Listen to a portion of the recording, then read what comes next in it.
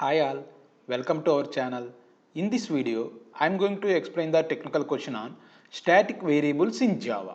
Question is class test, static variable declaration, followed by constructor, followed by static method, coming to the main method object creation.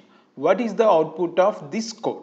Before explaining this code, first of all we will see what is a variable in Java, what are the types of variables in Java, and then what is a static variable in Java. What is a variable? A variable is a memory location which can hold some data value. For example, int a is equal to 10. Int a equal to 10. What is the meaning of this one? Here a is a variable name with some memory location. Okay, a is a variable name with some memory location and the value of a is which one? 10. It is a variable. A variable is a memory location which can hold some data value. Next, types of variables in Java. As per the Java documentation, there are 4 types of variables. First one is static variables and second one is non-static variables. Third one is local variables and fourth one is parameter variables. So as per the Java documentation, there are 4 types of variables: static variables, non-static variables, local variables and parameter variables. Okay, but in general, these two are collectively called as local variables only. Local variables and parameter variables are collectively called as local variables only. But as per the Java documentation, there are 4 types of variables: static variables, non-static variables, local variables as well as parameter variables. Non-static variables are also called as instance variables. Instance variables.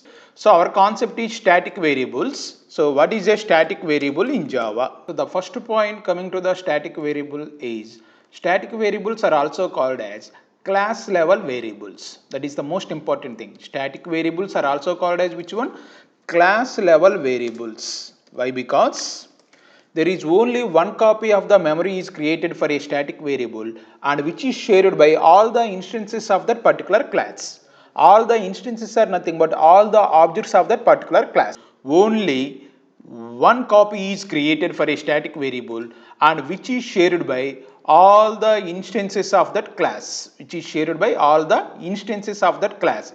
Instances are nothing but objects of that particular class. So what is the advantage of this one? Efficient utilization of the memory, efficient usage of memory, or which will take the less memory. That is the advantage of this static variable. Coming to this example, a is a static variable and in the function a value is incremented by 1, and coming to the main function, two objects are created and those references are stored respectively in E1 as well as E2. Next, call the function E1.function as well as E2.function. First one is static variable.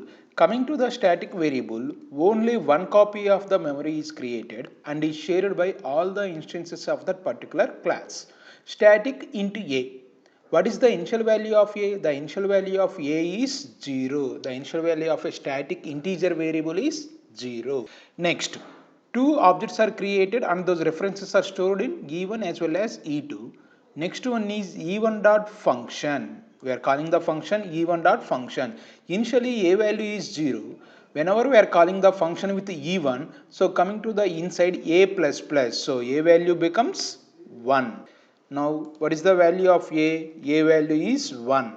System.out.println of E1.a means what is the value of a? The value of a is 1. The value of a is 1. Next, E2.function, call the function with the object E2.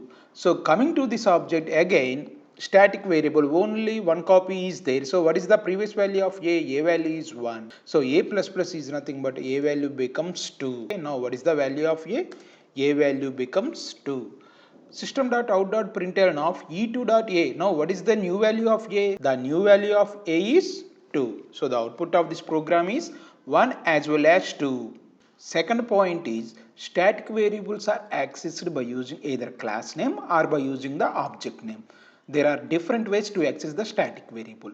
In general, all the static variables are accessed by using the class name and all the non-static variables, that means instance variables, are accessed by using the object name. So what is the preferable one to access the static variables? By using the class name. By using the which one? Class name. In this example, A is a static variable with the value 10. Next, coming to the main method, one object is created and that reference is assigned to the S variable. System.out.println of sample.a. What is the name of this class? Sample. The name of this class is sample. So sample.a means, so what is the output of this one? Output of this one is 10. System.out.println of s.a. What is s? S is a reference variable. We can access the static variables either by using the class name or by using the object name, also not a problem. So for this one also the output is 10, but the preferable one is we can access the static variables with the help of a class name. Very important point coming to the static variables are initialized or created at the time of loading the class bytecode into the memory.